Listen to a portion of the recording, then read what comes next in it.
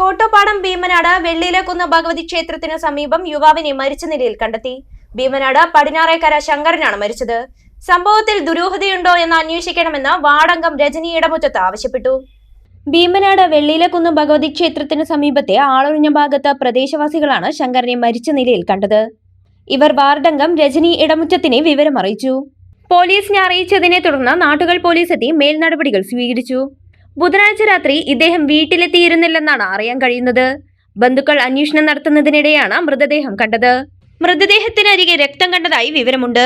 സംഭവത്തിൽ ദുരൂഹതയുണ്ടോ എന്ന് അന്വേഷിക്കണമെന്ന് വാർഡംഗം രജനി ഇടമുറ്റത്ത് പറഞ്ഞു.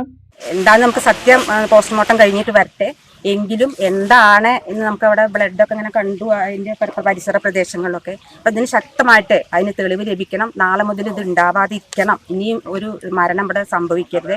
അതിന് ശക്തമായിട്ട് ഇനി എന്തായാലും ഞങ്ങളെല്ലാവരും കൂടിയാലോചിച്ച് അമ്പലത്തിൻ്റെ ഇവിടെ ഒരു ക്യാമറ സ്ഥാപിക്കാനുള്ള ഇതൊക്കെ പഞ്ചായത്ത് ഭരണസമിതിയൊക്കെ ആയിട്ട് ഞങ്ങൾ കൂടിയാലോചിക്കുന്നുണ്ട്. ഡോഗ് സ്ക്വാഡ് ഉൾപ്പെടെ എത്തി പോലീസ് അന്വേഷണം ഊർജിതമാക്കി.